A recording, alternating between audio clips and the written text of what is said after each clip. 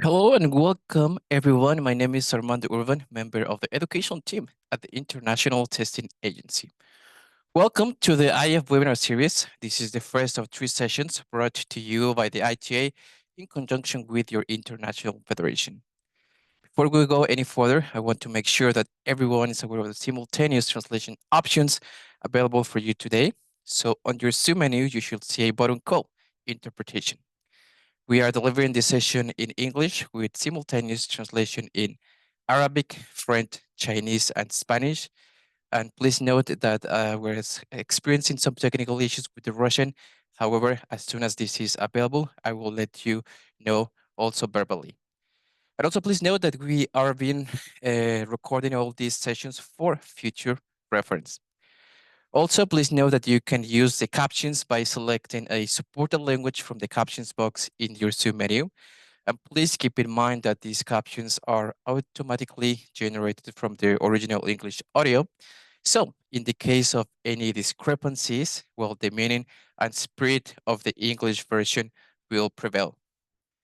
Having said that, well, let me extend a very warm welcome to all of you, and thank you so much for joining us today from wherever you are in the world, and of course from the sports represented here, as you can see on your screen.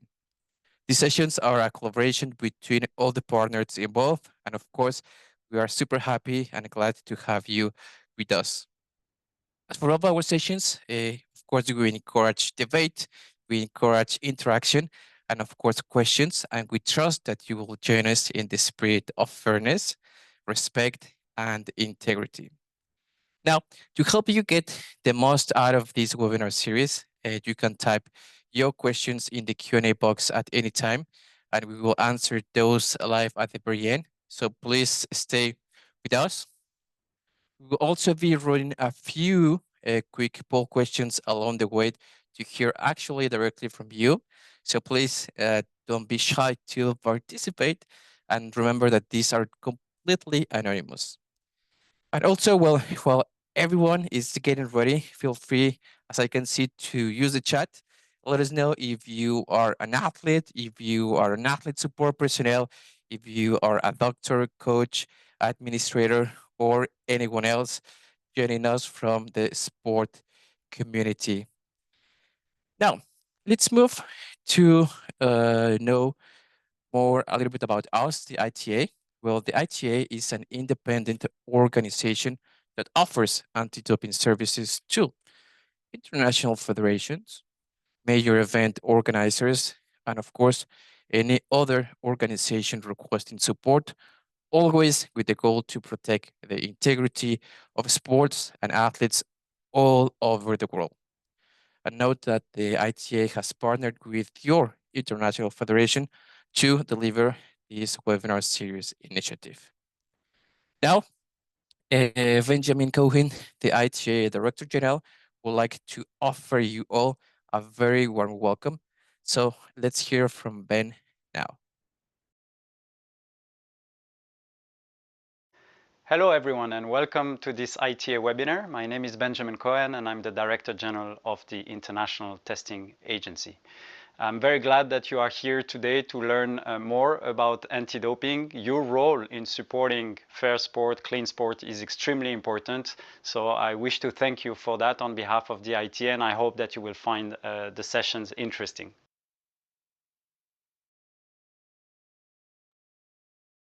Now, this series consists of three sessions where we will cover all the topics set out in the water code. And well, these webinars are designed to guide, to educate, and of course, to inform you, always helping you to stay on top of your anti-doping responsibilities.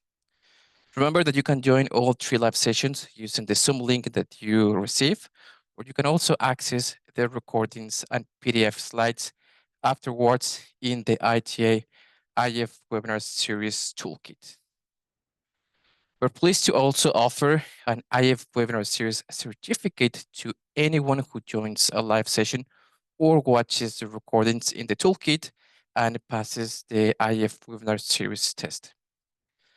Now, important to know that the IF Webinar Series Handbook provides more information on how to get your certificate. And we will share the link in the chat so you can access the handbook directly. So moving on today's learning objectives. First of all, well, you will be able to understand athletes' anti-doping rights and responsibilities.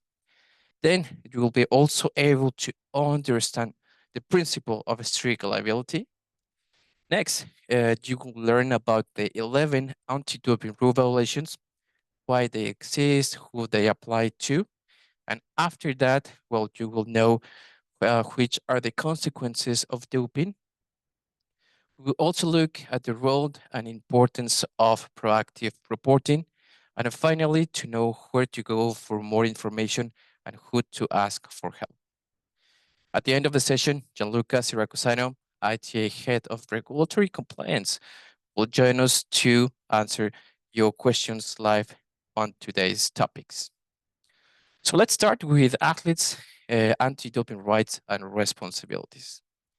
When we talk about athletes' rights in anti-doping, it's important to highlight the Athletes Anti-Doping Rights Act, developed by WADA's Athlete Committee. This document was created to give athletes a clear and consistent understanding of the rights within the global anti-doping system. To better, of course, understand this document, it helps to first look at what is actually the role of WADA, which is the World Anti-Doping Agency. So WADA is the global regulator for anti-doping and is responsible for the World Anti-Doping Code, which harmonizes anti-doping policies, rules, and regulations across sport organizations worldwide. The code then is supported by 8 international standards, which standardizes different areas within anti-doping. Now, the Athlete Anti-Doping Rights Act ensures that athletes' rights are clearly defined, that they are also accessible and universally applicable. It also directs athletes to different and relevant sections in the code and international standards for more information. So also important to note that this very important document is made up of 2 parts. Part 1 outlines 14 rights included in the code and international standards, and part number 2 lists recommended athlete rights for best practices, which are not found in the code or international standards. It's also important to remember that while these rights are written for athletes, everyone in the anti-doping system has a responsibility to know them, to understand them, and to promote them. So the first athlete right is equality of opportunity. This means that athletes have the right to equal chances in their pursuit of a sport. That means to perform at the highest level, both training and competition. Again, in other words, of course, well, clean athletes have the right to compete against other clean athletes. Right number 2 is equitable and fair testing programs. This means that all athletes in all countries must be tested in line with the code and with the international standards, ensuring that testing is consistent and fair for everyone. The next one is the next right is medical treatment and protection of health. This one is actually twofold. First, athletes have the right to be free from any pressure that jeopardizes their health through doping. And second, athletes have the right to a therapeutic use exemption. And we will talk more about theories about this later in this webinar series. Right number 4 is right to justice. This is a right to a fair hearing with a fair and independent hearing panel and a timely decision. On appeal, the athlete has the right to be represented by counsel and of course, although at their own expense. Next is the right to accountability. Any anti-doping organization that has jurisdiction over an athlete has to be accountable for their actions or omissions, and athletes have the right to report course, compliance issues. The next one is whistleblower rights. This means access to anonymous or confidential mechanisms to report any potential or actual doping. Or for example, you can report using the ITA's Reveal platform. Next up, we have right to receive education and information from anti-doping organizations, such as what we are doing now here all together. Right to data protection. A lot of sensitive athlete data is collected, and well, this right refers to the athlete's right to the protection of privacy and personal information. Right number 9 is right to compensation. This means that an athlete has a right to pursue damages from another athlete or person. And this could be relevant if we think about a reallocation of medals or prize money. Then, moving on, we have protected person rights. This one refers mainly to minors in the code, but well, a full definition is also available in the document's appendix. And number 11 is right during sample collection. We will cover this in detail in week 3 during our session on testing. And the next one is right to be sample analysis. If there is an adverse analytical finding, the athlete can ask for their V sample to, of course, be analyzed. Then point 13 of the Act states that athletes' other rights and freedoms should not be affected. And finally, right 14 is more of a housekeeping item that describes application and standing as it relates to the code and international standards. Now, we have covered the athlete's rights, but now let's look also at the athlete responsibilities, as these are, of course, also extremely important. So having said that, well, you as an athlete, you have a responsibility to first, to know and follow the rules.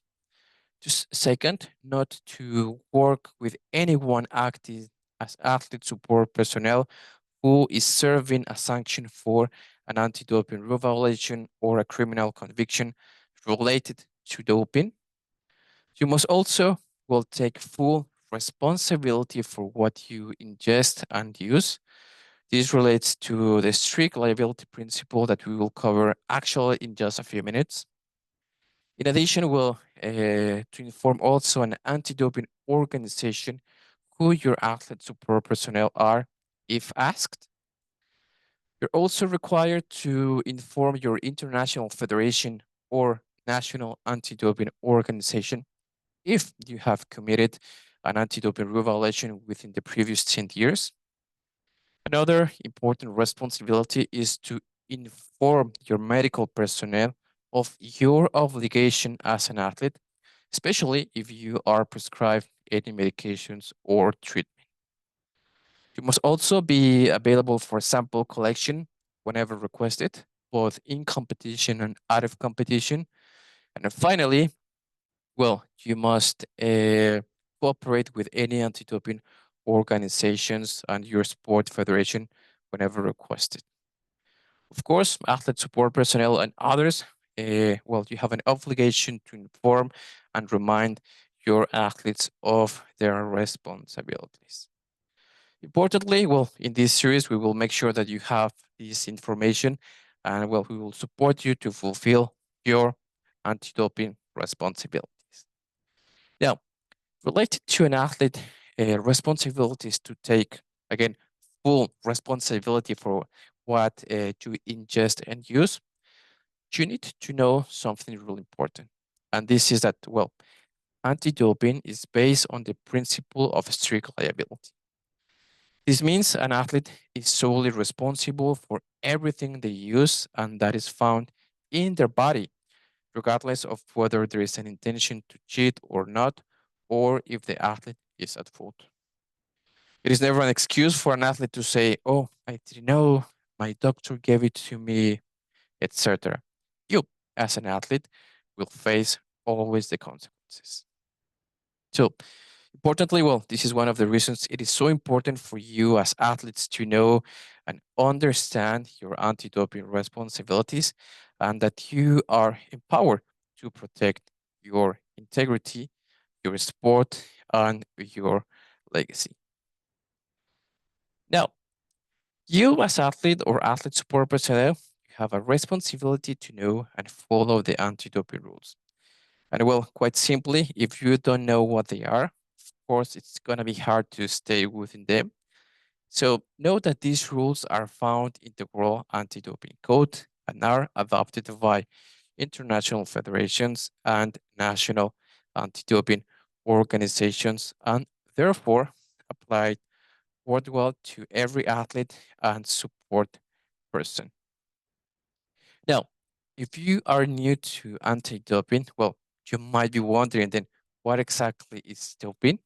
Well, doping is defined when an anti-doping rule violation or ADRV for short occurs.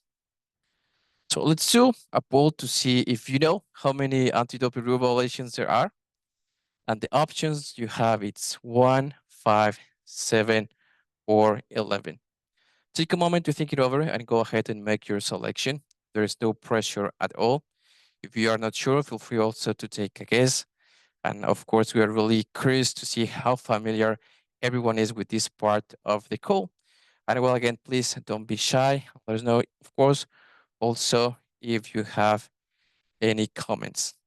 In the meantime, let's see who is actually in the chat. So welcome to our friends from India. Thanks for being here, everyone. Nice to have you with us.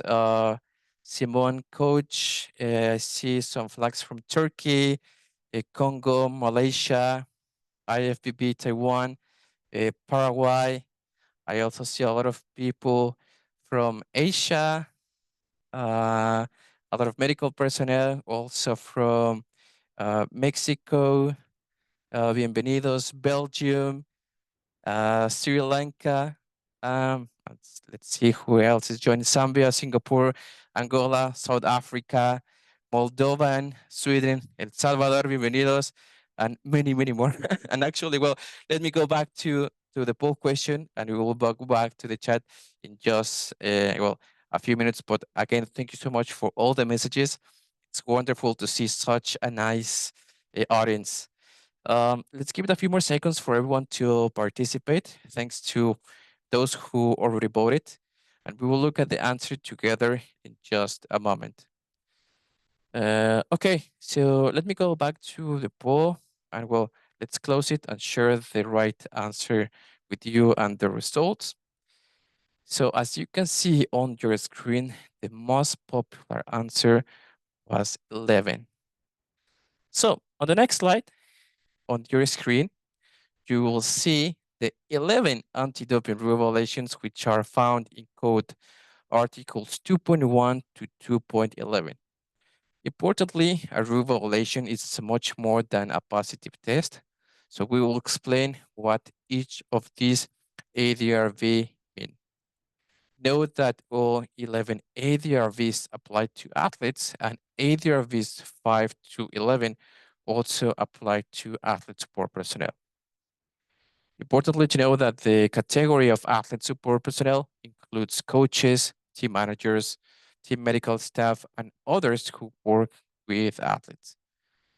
So let me go back, and as I just mentioned, the first 4 ADRVs apply only to athletes. So let's quickly check what this actually means for you. So Article 2.1 of the World Anti-Doping Code is the most commonly known anti-doping violation, and it is the presence of a prohibited substance in an athlete's sample. In simple terms, this is a positive test. ADRV 2.2 is use or attentive use of a prohibited substance or method. An athlete might use or try to use a prohibited substance or method and perhaps not get caught by the testing program. However, if there is enough evidence, they can still be sanctioned. Evidence can include admissions, witness statements, could be also documentary evidence or data or other analytical information such as information that can be obtained through the athlete biological passport. Now, moving on, there are also two other ADRVs which apply to athletes only, and these relate importantly to conduct during testing. Now, ADRV 2.3 occurs if an athlete refuses or fails to submit to testing. If an athlete avoids being tested, then the sanction for this can be just as serious as if an athlete, tested positive for a prohibited substance. ADRV 2.4, it's whereabouts failures, and this ADRV concerns athletes who are in a registered testing pool. These athletes have specific obligations to provide their whereabouts information to an anti-doping organization about where they're going to be at specific times, so testing can't take place with no advance notice. Now, let's look at the rest of the ADRVs, which are applicable to both athletes and athlete support personnel. And these are 2.5, tampering or attempted tampering, which means interfering with doping control, including the prosecution of a case. 2.6 is possessing a prohibited substance. 2.7 is trafficking or try to traffic. This means handling, transporting, or selling prohibited substances. 2.8 is administration or attempted administration. This means giving or try to give an athlete a prohibited substance. 2.9 refers to complicity. That means involvement in an ADRV in any way. 2.10 goes with prohibited association, working in sports capacity with anyone currently banned from sport. And 2.11, discouraging or retaliating against reporting doping in sport. Reminder to, before I continue, to use the Q&A for any questions that you may have related to today's topics. Now, despite the clear rules in place and the fact that, doping does not align with the dreams athletes have when they first start in sport, some athletes still choose a different road, often as a result of decisions made during vulnerable moments or times in their careers. So we know that, doping is not straightforward. Rarely is any decision to dope clear and easy. It is also, affected by our environment and situation. And we also know that, decision-making scenarios are complex, can often be related to vulnerability moments, which, can lead to justify doping behaviors. Now, to very understand examples of vulnerable moments and the consequences of doping, we're going to watch two short clips from the US Anti-Doping Agency, and I would like to, of course, thank them for allowing us to share these videos. Both clips are athlete testimonials. That means athletes who choose to dope and later spoke up about their experiences. The first one is from Julia Stepanova, a track and field athlete, and the second one is from Tyler Hamilton, a cyclist and a former Tour de France rider.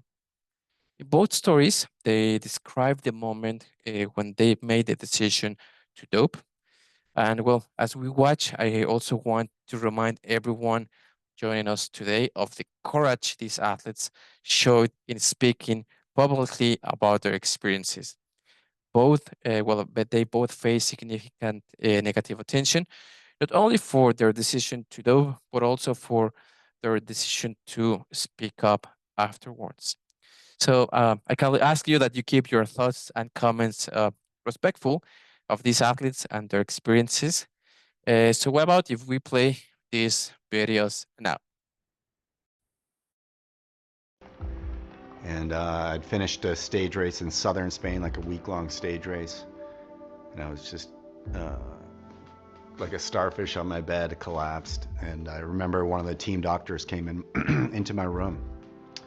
And he was praising me about how well I had done, how much I had kind of pushed through the pain, and how impressed he was, but that I had to start taking care of my body and living a little bit more professionally, as he called it. And yeah, he was wearing like this fly fishing vest, and he reached into one of the pockets and pulled out this little red egg-shaped capsule. And he said to me, he said, "Tyler, this is for your health. It's not doping, it's for your health." It was it had testosterone in it. And yeah, that was the moment. He handed me this capsule, and that was the moment. I knew most of my teammates were doping at the time.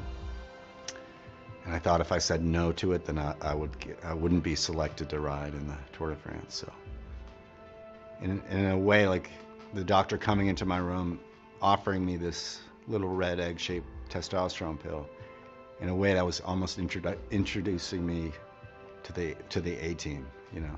And for me, I felt like that was a big opportunity that was my chance to, you know, ride in the Tour,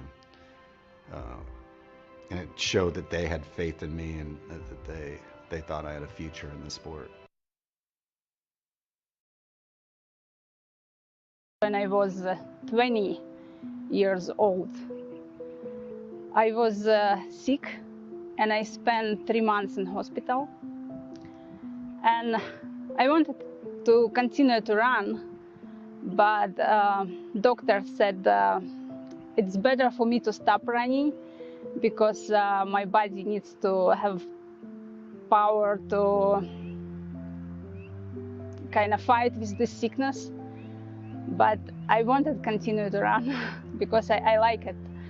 And my coach asked my doctor about using some prohibited substances. And doctor said, yes, probably it should help. I just was learning from other athletes, from my coach, and they was talking about doping like it's like a normal way to prepare. It's like vitamins for athletes.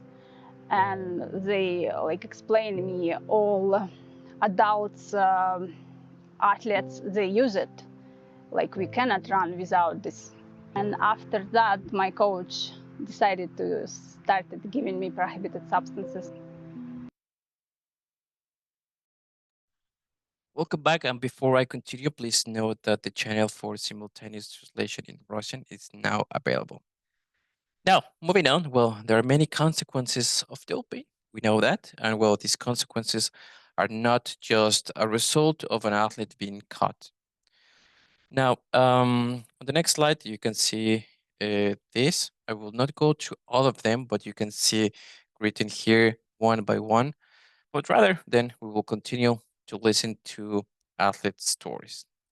But before we hear from the athletes, I want to mention the sanctions for doping from the perspective of the anti-doping rules. Firstly, well, an athlete's competition results can be disqualified. If the results are disqualified, well, they will have to give back the medals and prizes, and of course, they will lose any points. The athlete or other person will serve a period of ineligibility, which means they cannot compete, they cannot be involved in sport-related activities, or, well, of course, they will not be able to receive funding for the duration of the sanction, which, again, a reminder that can be up to a lifetime. An athlete or other person might serve a provisional suspension, which means they cannot compete or participate in sport-related activities until a final decision on consequences is made. There might be also financial consequences, including fines and a recovery of costs related to the anti-doping violation, and well, information about the ADRV will be made public, except if the athlete is a minor or in exceptional circumstances. There also might be consequences if the athlete is in a team sport, and these specific consequences can be found in each team sport's anti-doping rules. Now, these consequences are established during the results management process, which takes into account many different factors. This means we cannot present exactly the sanctions in a session like today's webinar. But well, beyond sanctions and rules, it is also important to look at the personal impact of doping. And we will now hear from Julia about how doping affected her physical health. So let's play this video now. It was in 2012 years, and it was one accident. I was injured, and my coach offered me to do some infusions with creatinophosphate and midocalm, and I did it. And few seconds after, when it was done, my heart started to beat rapidly, and I was scared that I can die. And after that, I was questioning. And that moment when it happened, I was just kind of lay down and just told myself, if I will be alive, I will never again just put any needles in my body, just take anything in my body, because I don't want to die. Well, it is important to understand that substances or methods are on the prohibited list, not just because they can improve sports performance, but also because they might represent an actual or a potential risk to the athlete's health. And that's exactly what we just saw from Julia. But it's even more, I would say, important is that often doping is done in secrecy, and often those done by those who do not have the qualifications or knowledge required to keep the athletes safe. So, in addition to administering drugs that are already harmful to the athlete's health, this is often done in unsanitary conditions or even in wrong doses or without proper monitoring or follow up on the athlete's health. Now, as you can see on your screen, when it comes also to the consequences of doping, mental health is just as important as physical health. And that's what we will see now from our next clip from Tyler. Let's play the video. Cycling all of a sudden became different. It was more about results. You know, I felt more like a number. You know, the numbers that I produced on the bike, you know, you have all this data that you can record while you're cycling. Those numbers became kind of like whether I was happy or not. After the 2003 season, which was probably my most successful season, you know, on record, had great results, had a big Tour de France. I got back stateside after the season was over. It was in my off season, and I just realized I was having a hard time just getting out of bed. And, no motivation. I mean, I thought about suicide. You know, I drank to like just check out at some points. Pretty much every night, if not every night, at least every other night, I'd wake up usually between 2 and 3 in the morning and just sit there for 45 minutes and stare at the ceiling. Yeah, I called them committee meetings, and yeah, just kind of think about what I was up to and the consequences, and you know, if it all went bad, how ugly that was going to look. Well, very real words from Tyler talking about the mental health impacts of doping. Now, I will now like to cover some other long-term effects for the athlete and others, and a final video from Julia who explained some of the long-term effects she has experienced. Let's play it.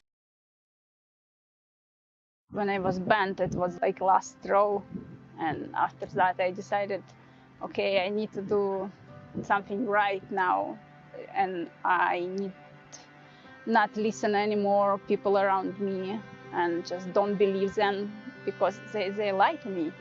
I believe them, and they don't care about me. They don't care about my health. I have like 20 times more ferritin, and they don't care. They care only about result, about money, and about medals. I can say if you cheat, you would never be a real champion, because with all your life very deep inside of you, you will be feeling like you're a cheater, not a real champion.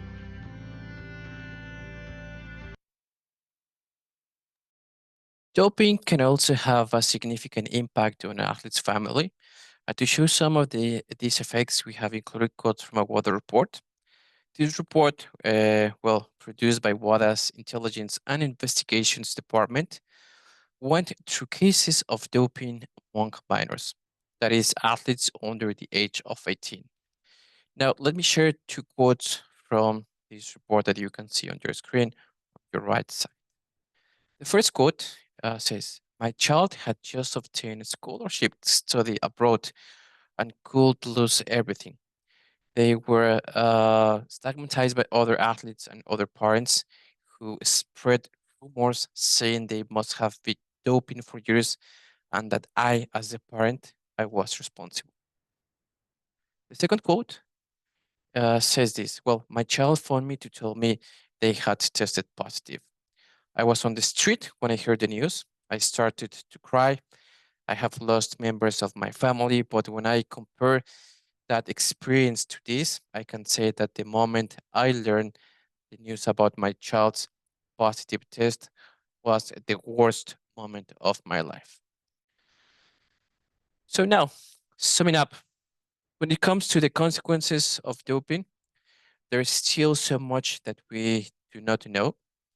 If you go to the next slide, we will see that we don't know how many years it might take for the physical and mental effects to be reversed, or whether some of the damage is permanent.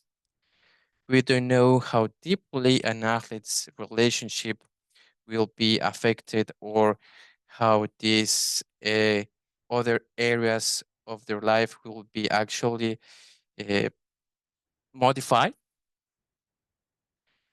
We don't know the full impact on fellow athletes. That means the ones who don't hear out about who didn't make the team or the championships and who they may have retired early.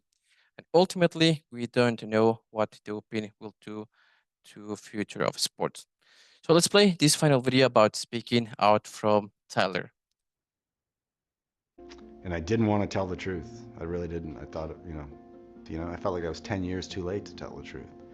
But being forced to go in and testify in front of the grand jury, it was like, I felt like that all of a sudden was my moment. And it was like I had had all this like guilt like built up that I didn't even know how deep it went.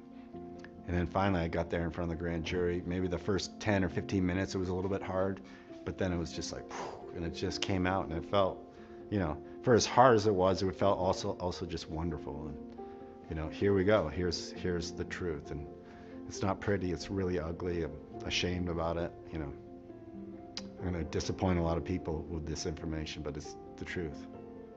And it was at that moment I was like, wow, I've been like protecting this culture, this omerta, trying to be like the good old fraternity mate, like not telling the secrets. And then I realized, wow, what is just a ugly situation this has been, and ugly situation we all went through. So from that moment on, really, being in that Los Angeles courtroom, I came out of there and I kind of had a new perspective on what I was going to do with my life. And hiding the truth was not included in that anymore.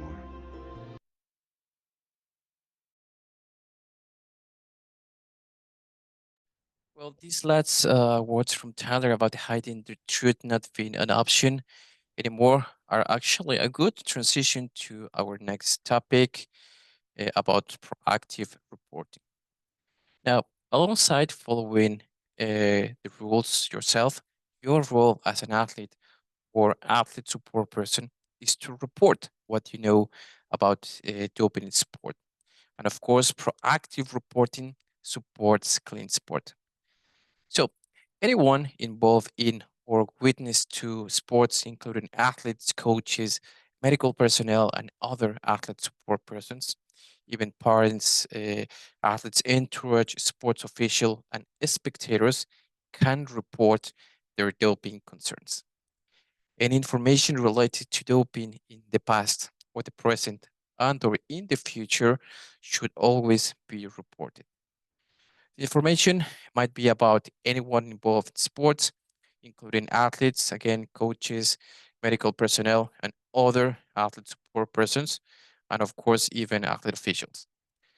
Not only, well, the obvious things of concern, such as direct observation or probably a discussion of confirmed doping, should be reported. But on the other side, all information, no matter how big or small, what you might even consider small, such as an unusual performance or probably a suspicious behavior, might be the piece that actually brings a larger puzzle together or starts an investigation on the right path. Now, there are three ways you can use the ITA Reveal reporting platform. You can use the online web form. You can also send an anonymous WhatsApp message or even an anonymous email. All platforms are completely secure and your personal details are, well, considered confidential.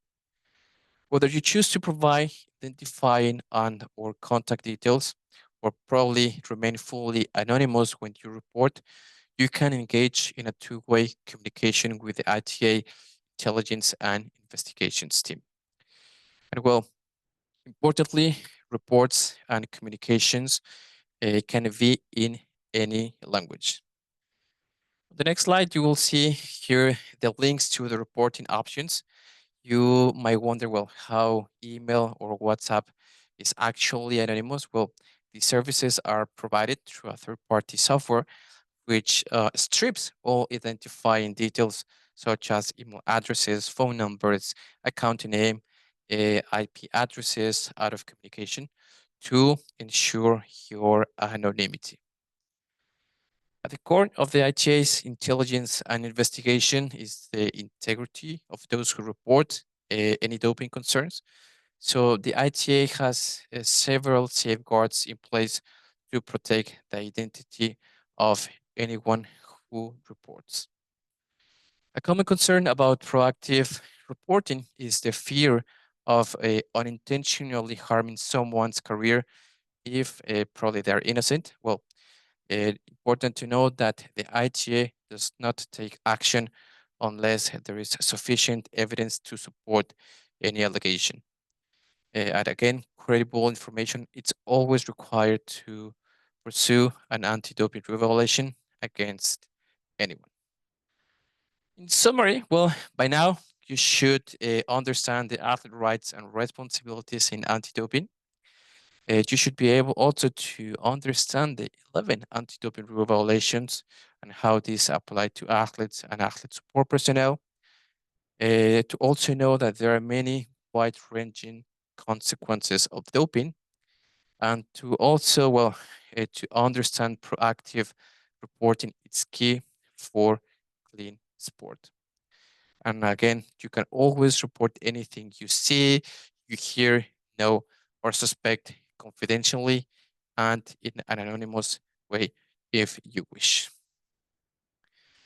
All right, well, we have now reached the part of today's session where we get to hear directly from you and answer your questions live. So first of all, a big thank you to everyone who has already submitted a question in the Q&A box. If you haven't yet, well, this is the perfect time to do it. We will try to get through as many as we can. And to help us with this part of the webinar, I'm very pleased to welcome Gianluca Siracusano, who is joining us live today.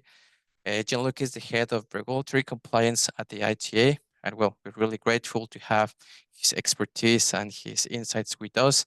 So Gianluca, thank you so much for being here with us today and for taking the time to, well, go through all the questions and, well, this great audience. So over to you for a few words before we start our live Q&A.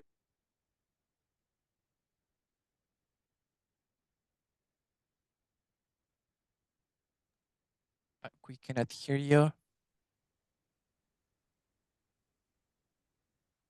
Let's wait for a couple of seconds.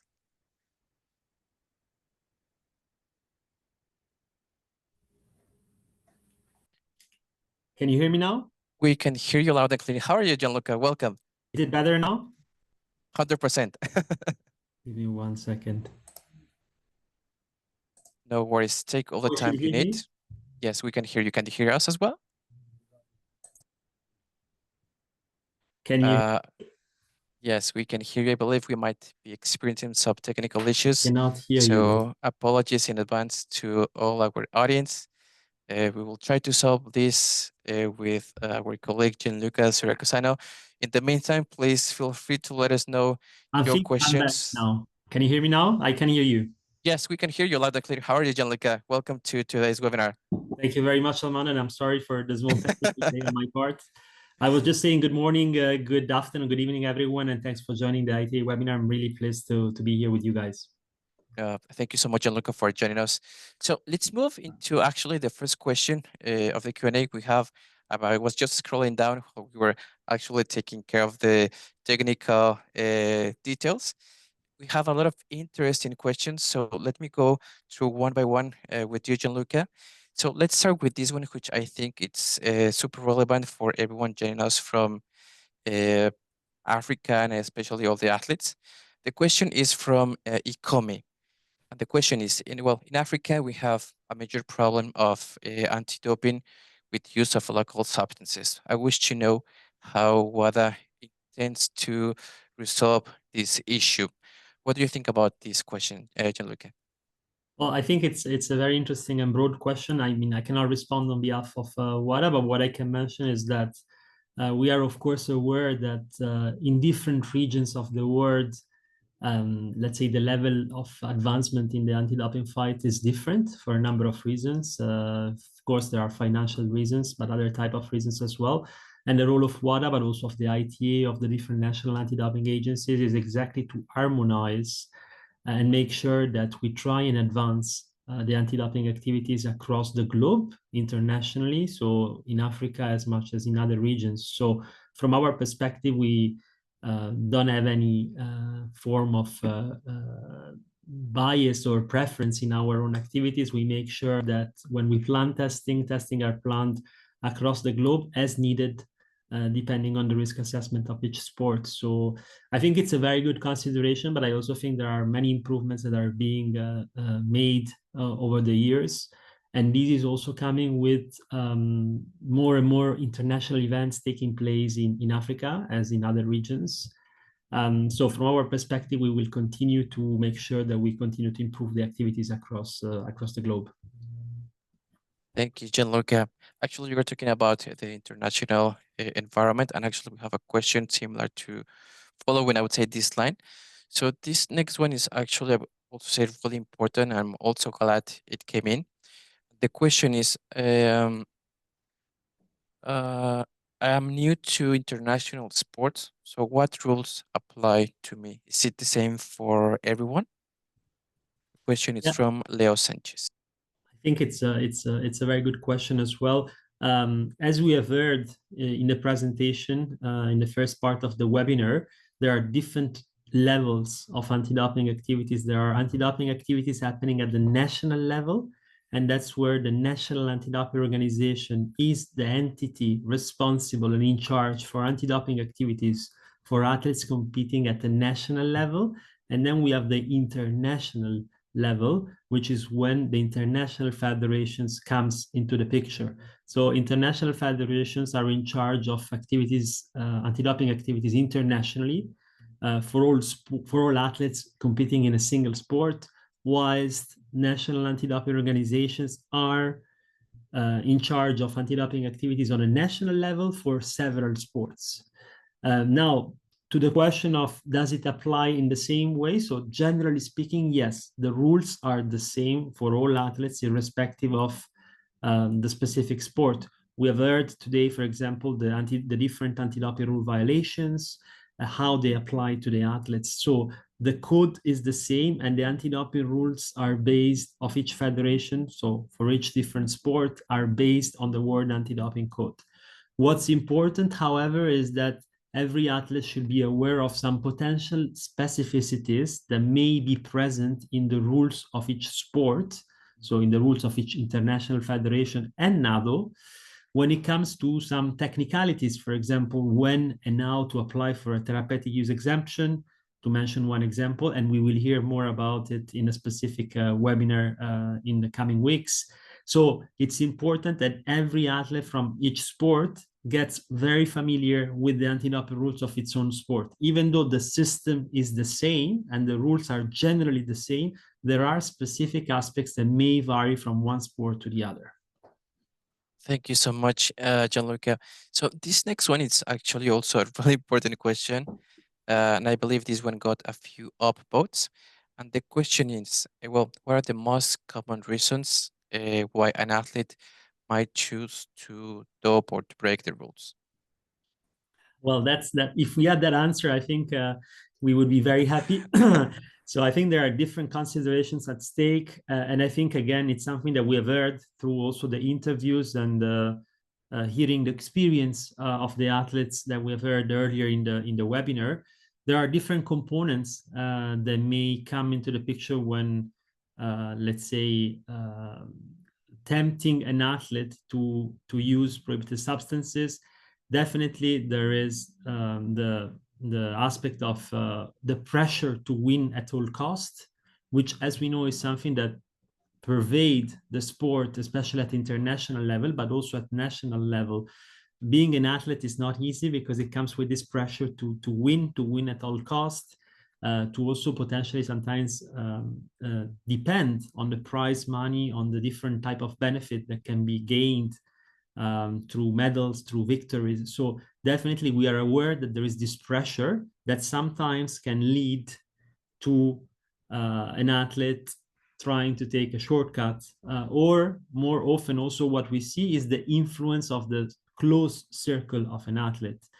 We will hear more about it also in the coming weeks in the next sessions, but we know that the role of athlete support personnel, coaches, but also parents are very important, and they play a crucial role also in educating the athletes and in providing the support to avoid that some athletes may be brought to the way of using prohibited substances. So there are many different aspects that come into play. We have seen sometimes that also when it's about recovering from an injury, or moments where an athlete feels psychologically in a low moment for personal reasons, for performance reasons.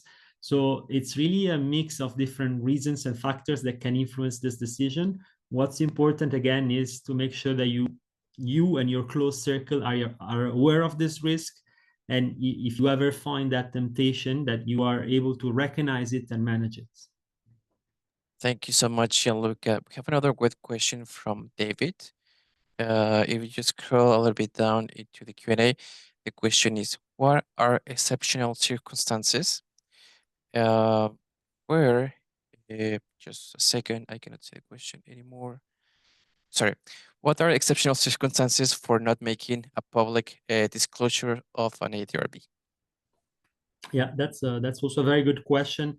So one typical case where publication may not be deemed necessary is the case of minors. As we know, when an anti-doping rule violation is committed by a minor, there are additional privacy considerations at stake. So what the code requires is to make an assessment as to whether it's strictly needed to make the public announcement, or whether there are other ways, for example, a reduced type of publication without all the personal details of the athlete, whether another type of action like the one I just mentioned can serve the same purposes. So generally speaking, the general rule is that all anti-doping rule violations need to be published, need to be published on the websites of the international federations or national anti-doping organizations for reasons of transparency.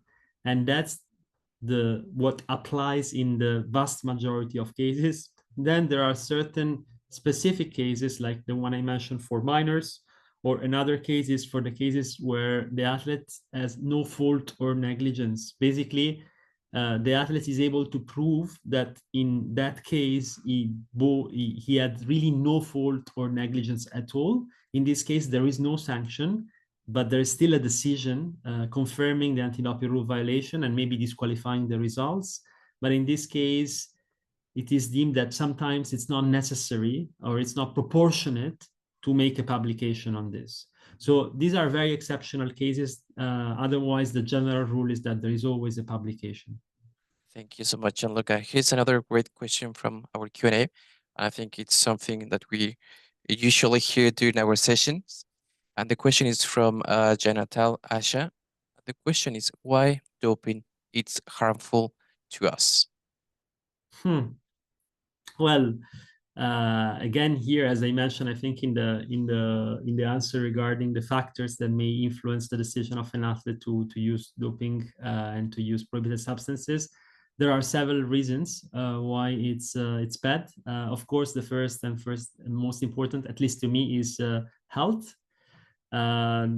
Many, if not all, but for sure, many of the substances that are present on the prohibited list have the potential to create serious damages to your health, and so that's the first reason why prohibited substances could have a really serious impact on your life.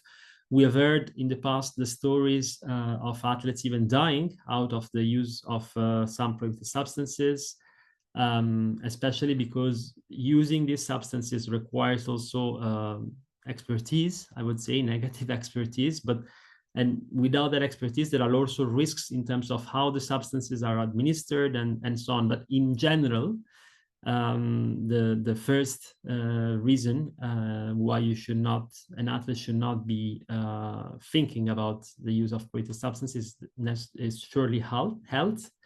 Then another reason is definitely the preserving the integrity of the competitions, so making sure that all athletes can compete on the same level field, basically on a playing level field, so without any undue advantage. And so I think that's also something very important. It's something intrinsic in sport, and it's something that we should all aim at preserving, to make sure that what spectators see, what athletes experience is real, is true, and is not something that has been conditioned by some artificial help, basically.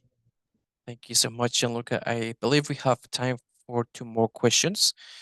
So the next one is from Simon. The question is it possible to know how many times one can be subject to sanctions if they miss a doping test appointment? This one is in French. Probably you can differentiate this differently, Gianluca. What do you think? Yeah, I think that the reference is to what we call whereabouts failures. So this is a situation where an athlete is not found for a test by a doping control officer. So athletes, in order to be tested out of competition, they need to provide whereabouts, and I think we will have a session also on this later on. So if a doping control officer comes to a place where an athlete has declared his or her whereabouts and the athlete is not present, what happens is that a whereabouts failure is recorded against the athlete. And so if this situation happens 3 times in 12 months, this constitutes an anti-doping rule violation, as we have heard earlier in the webinar. So it's very important, and athletes keep up to date all their whereabouts if there are any changes, because of course changes happen sometimes on a also last minute basis. It's just very important that the athletes connect in Adams and update the whereabouts, because as I just said, if these situations happens over a period in a repeated manner, this can lead to an anti-doping rule violation. And also, of course, if we notice any suspicious change in whereabouts, any pattern of last-minute change, for example, this, even just one instance, can constitute an anti-doping rule violation. Thank you so much, Gianluca. Then if we go to the final one for today, the question is, in case of ADRV sanctions for minors, are these as strict as others? So for minors, there are a number of relaxation, or I would say mitigation measures that the code provides for. Meaning that, as we have just heard earlier, one is, let's say, a reduced regime when it comes to publication of anti-doping rule violations. That's surely one point that is more favorable to minors. Another point is around basically the extent of sanction. So in a process involving a minor, let's say minors have a facilitated process as part of the disciplinary proceedings to prove their innocence or for the prosecutor to prove that they are guilty. So let's say there is a reduced regime when it comes to the burden of proof, the basically the procedure, how it's conducted. But other than that, in general, the rules are the same. There are just some small differences in the process. And last but not least, when it comes more to the testing procedures, there are some small adaptations that are made to the process to ensure that on one end, the confidentiality of the process is maintained, but also the athlete is in a position where he or she feels more comfortable to the extent possible in anti-doping test during the doping control. So instead of only one doping control officer, there will be a second doping control officer that can only observe part of the procedure in order to make sure that there is a second witness for the athlete. And also the athlete, the minors, they have the right, I mean, all athletes have the right to the representative, but in case of minors, they are strongly encouraged and also, really helped in terms of finding their own representative and making sure that someone that is an adult is present during the test to support them through the process. Thank you so much, Gianluca. Before we wrap up, I want to thank all of you, our attendees, for being with us today. Your time, your attention, and above all, your commitment to clean sport means a lot for us. A big thank you to, of course, all the coaches, managers, and the wider sport community for joining us. And of course, a special thanks to Gianluca for sharing his expertise. Now, if we move to the next slide, we're pleased to provide you with some resources for each of these topics that we have covered today. Also on your screen is a QR code of the ITA Webinar Series Toolkit, which includes the PDF slides and recordings after each live webinar. If we didn't get to your question today, or if something comes up later, you can always reach out to us at education@ita.sport. A reminder that we will send you the slides after the session. And well, when the webinar ends, you will be redirected to a short survey. It only takes a few minutes and we will really appreciate your feedback. On behalf of the ITA education team, let me close with a big thank you once again. We'll look forward to seeing you in our next session next week, same day, same time. Until then, well, good luck, stay strong, and thank you once again for joining us today.